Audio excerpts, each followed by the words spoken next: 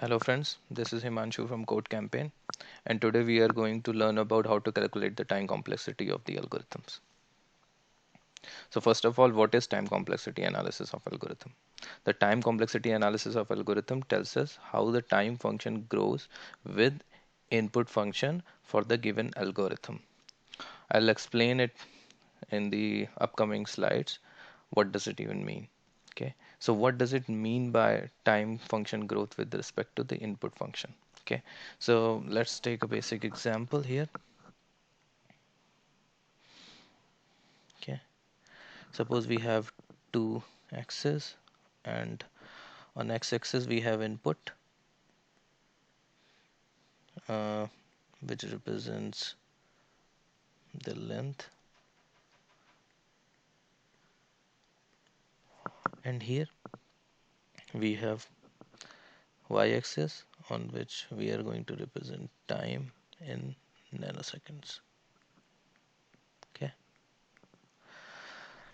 now suppose we have this graph. Okay, what does this graph represent? So let's plot some point here: 10, 20, 30, 10, 20, 30. Okay, so what does this graph say? This graph say if we have 10 input length, then the time taken by the algorithm will be 10 nanosecond. If we have 20 input length, the time taken by the algorithm will be 20 nanosecond. If we have 30 input length, the time taken by the algorithm will be 30 nanosecond. So in other sum, what we can say, the time taken by the algorithm increases linearly with respect to the input, right?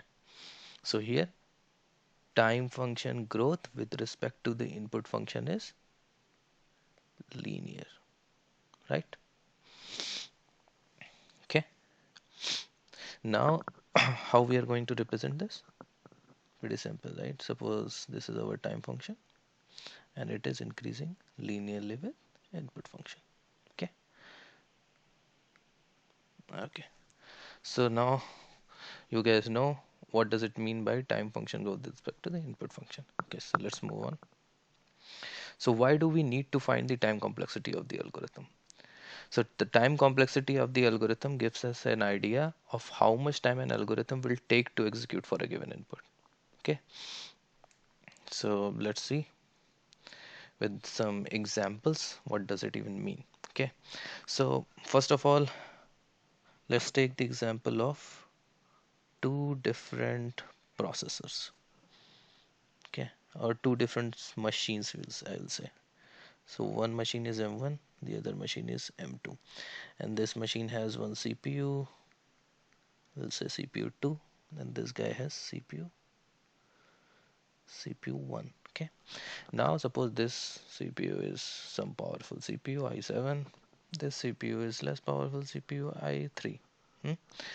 Now the powerful CPU will take less time to execute the same instruction, the less power CPU will take. Okay, right? So suppose i3 take 2 nanosecond, this is hypothetical time, right?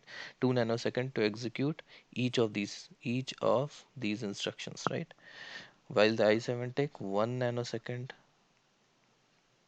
to execute each of these instructions, right? So let's calculate the time complexity for this machine M1 and then for the machine M2. Okay, so let's calculate the time complexity first for the machine which is more efficient, which is i7 or M2 machine, right? So for executing this, we know it takes 1 nanosecond. For setting up the for loop, again, let's assume it takes 1 nanosecond. For executing this instruction also it takes 1 nanosecond, and for executing this return also it takes 1 nanosecond. Okay, so how much time in total this function will take? 1 nanosecond plus this 1 nanosecond plus this 1 nanosecond and plus this 1 nanosecond. But there is one caveat. There is this for loop, right? And what we are doing here in this function, we are taking array, and then what we are trying to do here, we are calculating the sum of all the elements of the array, right? So what we are doing here, through for loop, we are going through each and every element of the array and then putting or adding it into the sum variable, right? So this instruction will be executed for all the elements of the array. So suppose the array has an element, then this instruction will be executed n times, right? So we have to multiply this 1 by n, right? So this is the total time this algorithm will take to execute. Suppose this is t1 for, sorry, suppose this is t2 because we are calculating for machine 2, right? So what will be the t2? T2 will be 3 plus n. Cool. Now let's calculate again the time complexity for of this algorithm for the CPU 1 or machine 1, right? So what we said, it takes 2 nanosecond for this, 2 nanosecond for this, 2 nanosecond for this, and 2 nanosecond for this. So what will be the T1n? 2 plus 2, and again n into 2 plus 2, right? So what will be this? 6 plus 2n.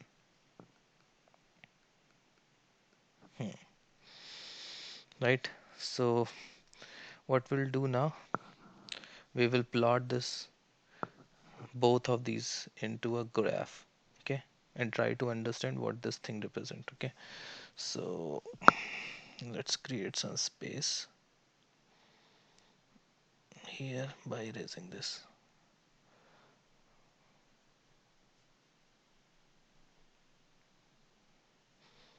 Okay, so now let's plot the graph. So suppose this is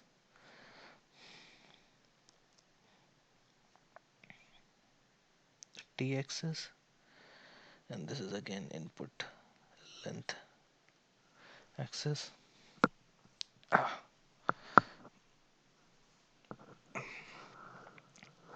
And this is 3, this is 6, right? So this guy 3 plus n graph will be like this, t2, and t1 graph will be like, sorry, will be like this. Okay, okay, but as you can see, both of these graphs are linear, right? Both of these graphs are linear. So this time complexity, whatever we are calculating here, when we say t is the linear function of n, the time is the linear function of input. This is irrespective of the machine on which we are running. It doesn't matter on which machine you are going to run. It is always be the linear function of input. It could be the graph could be different. The rate on which the input or the time is increasing with respect to the input could be different, but the linearity will remain same, right? So when we are calculating the time complexity of a given algorithm, it is irrespective of hardware. It will always be linear on each and every hardware, and that's why we don't even consider or take the hardware into picture. But if you want to take the hardware into picture, actually if you see it very closely, you can observe these coefficients, these coefficients, these coefficients actually represent the hardware efficiency, right? Cool. So let's take one more example. So again, we are going to calculate the time complexity of this. So here, if you see what this algorithm is doing, it's taking a matrix as an input or two-dimensional array as an input and calculating the sum of it, right? So again, right now we are not going to take the example of both of the CPU, because now we know that it is irrespective of the hardware. the time complexity we are considering, right, or calculating. So we'll take, suppose this instruction execution take 1 nanosecond, for this also 1 nanosecond, for this also 1 nanosecond, for this also 1 nanosecond, for this also 1 nanosecond. Here, if you see, if this matrix is 3 cross 3, like it has 3 rows and 3 columns, this instruction is going to be executed 9 times, right? 3 into 3 times. So if we have a matrix which is n cross n, then this instruction will be executed how many times? N cross n times. So now let's calculate the time complexity. So 1, then again 1, for this guy again 1, for this guy it will be, oh sorry, so this guy it will be n into 1, and for the return value again 1. So this will be what? 4 plus n square, right? So what we'll see, we'll say the time taken by this algorithm is quadratic with respect to the input, right? Cool. So now we understood how to calculate the time complexity of the any algorithm, right? Okay, now let's move on. So what is big O? So we use big O notation to indicate the worst case time complexity of the algorithm. Okay, why worst case? Because as an engineer, while you're writing an algorithm, you're always bothered about the worst case scenario, right? So we want to know in worst case scenario how much time our function is going to take, or how much time our algorithm is going to take to execute, right? Because best case scenario will always be better than the worst case scenario. And as an engineer, we are always bothered about how much, like what is the worst case scenario, like what is the maximum time this algorithm will take to execute, so that we will be able to see, oh, are we giving our customers the better experience? The more time we will take to execute something, the more time our customer has to wait for the particular output, and the worst will be the customer experience. So what we are bothered about is in worst case scenario how much time our algorithm is going to take. Okay, now there are some rules for calculating the big O worst case time complexity from the time equation. So time equation, what we have seen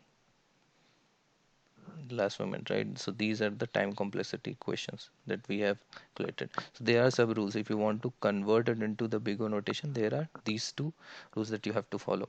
So what the first rule says, take the term which increases with highest rate with respect to the input. So in this case, if you see, this is the term. So it has two terms, and this is the term which increases with highest rate with respect to the input, right? So what said, take this term and ignore all the other terms. So we took this term, and the other one say remove all the coefficient the term is multiplied with. So right now it's not multiplied with anything, right? So we don't remove anything.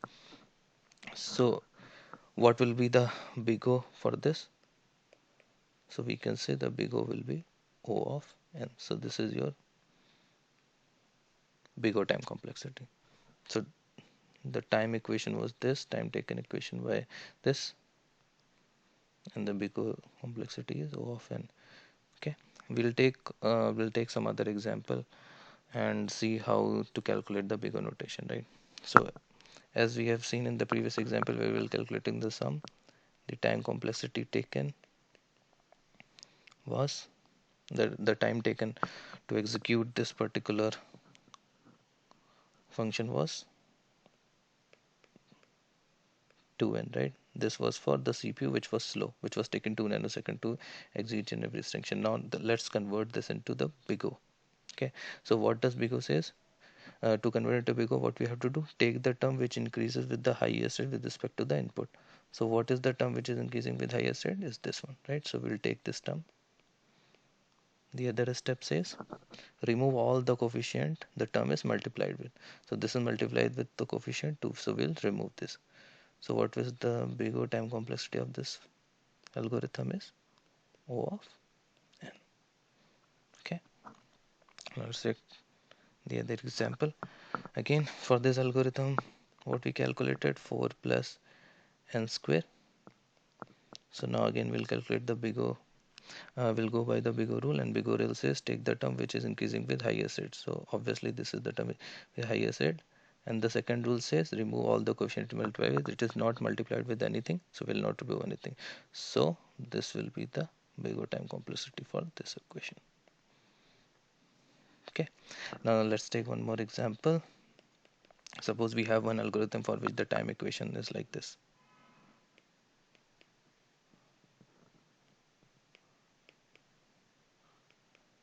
Right, now if you want to calculate the big O for this, so first rule says take the term which increases with highest rate. So obviously this term will increase with highest rate, so we'll take this one. And the second rule says remove all the coefficient it is multiplied with. So this is multiplied with 5, so we'll remove 5. So the time complexity for this one is 1 square. Okay, I hope now you are able to calculate the big O time complexity for each and every algorithm from the time equation. So now let's move on to the next slide. Okay, so in the last video which I uploaded, many of the people were, baffled by the fact, like when I stated the time complexity of the binary search is O of log n. Many people asked how you're calculating the time complexity of this binary search, and even if you go on the internet, you will not find a proper solution where they will, tell you how they have calculated the time complexity of the binary search. So here I'll try to show you how the time complexity of the binary search is log of n. Okay, so again revise, what is the binary search? So in binary search we take the sorted array,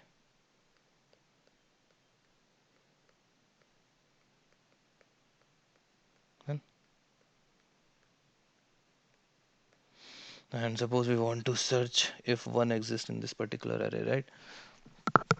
So uh, what we'll do, we first will calculate the mid, right? This is the code for the binary search. So you can see here we are first calculating the mid,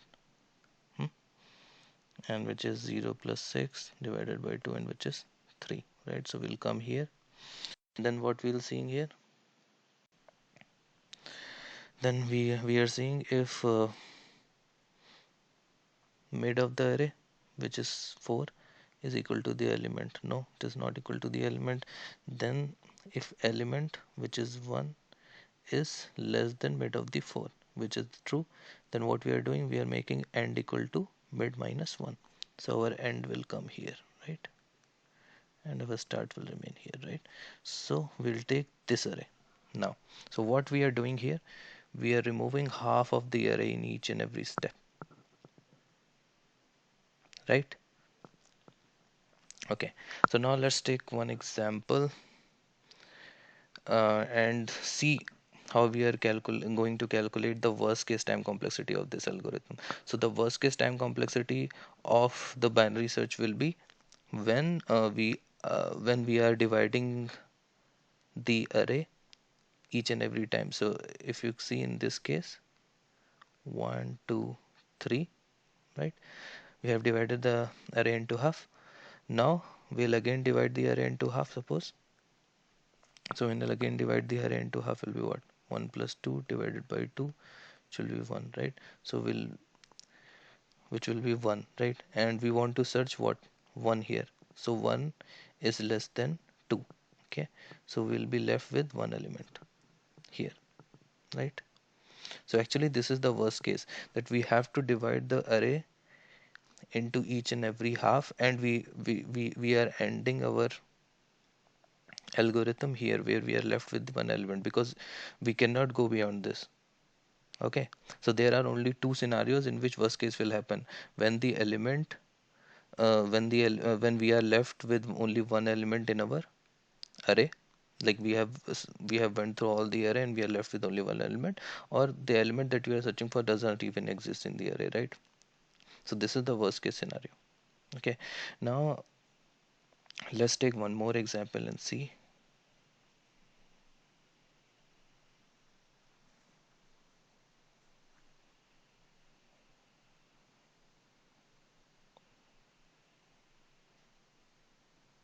and see how we are going to calculate the time complexity of the binary search. Okay, let's take one more example. Okay, so suppose we have this array, and this array has 15 elements, right? So again, binary search says calculate the mid. So we'll say 0 plus 15 divided by 2, which will come as 7, right? So 7 is 0, 1, 2, 3, 4, 5, 6, 7. This is 7. This is our mid. And suppose we want to find 13. If 13 exists in this array or not. Cool.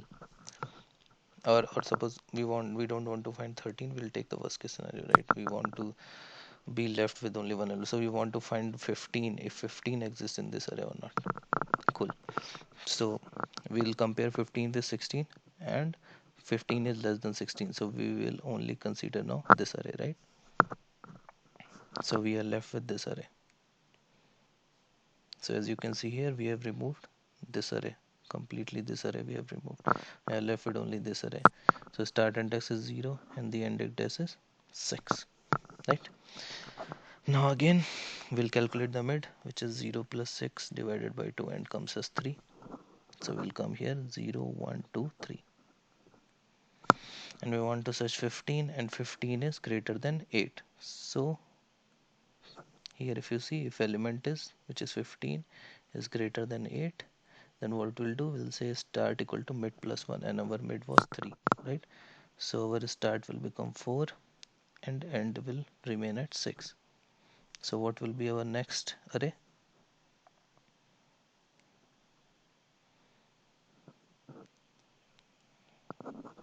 0, 1, 2, 3, 4, 5, 6. So our next array will look like this. Okay. Let's remove this to make it more clear. Okay, so our next array will look like this. There is one error, so it will be 6. So next array will look like 12, 13 and 15. So this is 4 and this is 6. So now we'll again calculate 4 plus 6 divided by 2, which is 5. So we'll come here 5 and we'll see, okay, 15 is greater than again 13. So now at this step what will happen? We are left with only 15. Okay. So this is the worst case, right? We are left with only one element, and again 15 will match with 15, and we'll say yeah, we'll return true, and yeah, we'll return true from here. Okay, but this is the worst case. So how many times we have to divide the array of 16 elements? If you see here, there were 16 elements, we divided it by 2, we were left with 8, we divided it by 2 again, right? We left with 3, and then we divided by 2 again, we left with one element, right? So we have divided it by 3 times, right? So 2 to the power 3, then we are left with one element, right? So what we can do here, if we try to generalize this, 16 is the number of elements and 3 is the number of times we have to divide the algorithm. So suppose if we have n elements in the array, we can say we are going to divide it k times, then we are going to left it with one element, right? This is our worst case scenario. We have n elements, like we had 16 elements and we divided 3 times and we left with an element. We saying we have n elements and we divided k times from 2, and then we are left with one element. Okay, so this is your generalized equation, and k represent the number of times we are going to divide the array, or indirectly we can say the number of times we are going to divide the array is the number of time is the time that we are going to take to conclude our algorithm, right? The number of times we are going to divide is the time actually we are going to take our algorithm to end. So what we can say, n divided by 2 to the power, instead of t we can instead of k we can say t, which is the time. Now we can put it like this, right? And then what we can do, we can take log on both sides. So log 2n equal to log 2 to the power t, right? And my space is left, so what this equation will become at the end, t equal to log 2 n, right? So t is the time and n is the input. So time is the logarithmic function of input. So this is the time complexity of the binary search, and that's how it is being calculated. I hope now you guys understand how the time complexity of the binary search is logarithmic of the input. Okay. Okay guys, that's conclude the how to calculate the time complexity of the algorithm. Now I hope you guys will be able to answer the time complexity of the algorithm asked in the interviews, and now you guys will be able to see or calculate how your algorithm or how much time your algorithm will take, and this will make you a better programmer. And if you haven't subscribed to my channel, subscribe to my channel, because I'm going to post more and more videos, and try to explain or try to solve the problems which are being asked in the companies more frequently. And also going to touch upon the basic data structures and the problems that they ask in the interviews. So hopefully this video helped you guys, and like and comment if you have any questions. I read all the comments personally. Thank you very much.